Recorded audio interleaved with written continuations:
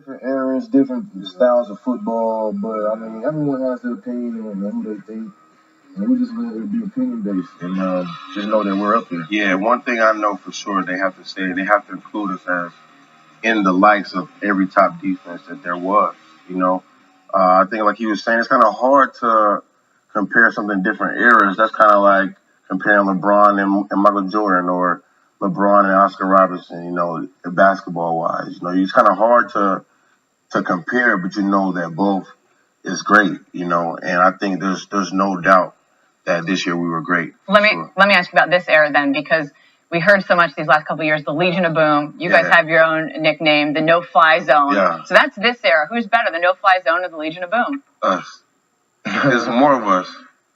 You know, No-Fly Zone, it's 5 of us. You know, Legion of Boom was just 4. Well, kind of like 3.5.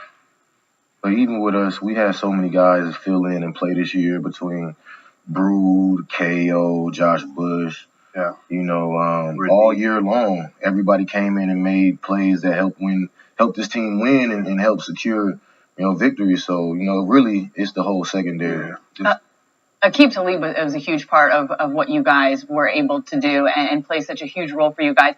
And the season's over, but with any Super Bowl, there's storylines that happen after the season. Peyton's certainly one we're watching. We're also watching what the league might do because there was that face mask penalty that Aqib committed. They're investigating that. Could impose a suspension. What did you think of that tackle? It's football.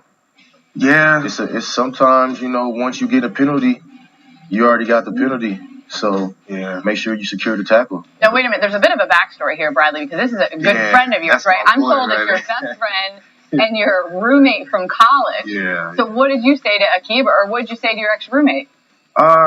Just knowing those guys, knowing both personalities real well, I kind of knew it was going to get chippy early, and I was going to sit back and watch. I'm trying to win, so I'm not about to defend anybody, but I knew it was kind of was going to go like that, and it was chippy. They were definitely competing, and on that play, I don't think he tried to do anything bad on purpose. It was kind of just, gotta get him down. I don't want him to score. We don't want to give up no touchdowns, so no touchdowns. For all the talk there's been about there could be a suspension coming for Talib, one guy that came to his defense, and it's sort of surprising, is Philly Brown. He took to Twitter, and what he said is, I don't think Talib should be suspended. I hope he plays when we travel to Denver next year. He was frustrated. That's what immature pros do. So a little bit of a shot at the end. What do you say to his thoughts on this? That's basically Philly just saying, we'll see next year. Me and him are kind of the same mentally, so I know that he can't wait to see Talib again and go at it again. So that's basically what he's saying. Don't suspend him. Let's just do it again. What do you think, TJ? You're sort of shaking your head here. If I feel like if it was anybody else but Aqib and being a member of this Bronco defense, it's not even an issue.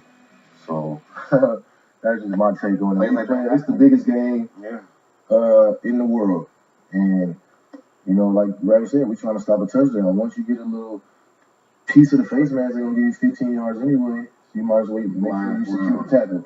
Okay, so Brad was talking about frustration. I want to talk about frustration and the frustration that you could visibly see on Cam, because so much had been made about not only how talented he was this year, but the dancing and the other things that go along with it. And you could see in his mannerisms that you guys were clearly getting to him. At what point did you guys at a defense realize you were sort of breaking his spirit in that sense? Well, I felt a little bit of it early, after Vaughn got the strip sack for the touchdown, and then it progressed throughout the game. It just it was more in our favor the longer the game went on, and they say if you didn't want them to dance and dab and just stop it, so we took challenge to that, and we stopped it. I think that I sensed the early too, and I think that's. I'm not gonna lie, man. I think every quarterback we face has kind of been like that because there's just not a lot of teams out there that play the way we do and have the skill that we play with and just play with the heart and the drive and the will that we do. I think you saw that in the Super Bowl. I think Cam just wasn't ready. You're not ready for it until it's like kind of like a boxer. You do all this stuff before the fight, You know, like Mike Tyson just said, everybody got a plan until they get hit in the mouth. I hit in the mouth, and I've heard you guys say they haven't seen anybody like us. Why? Why are you guys so different?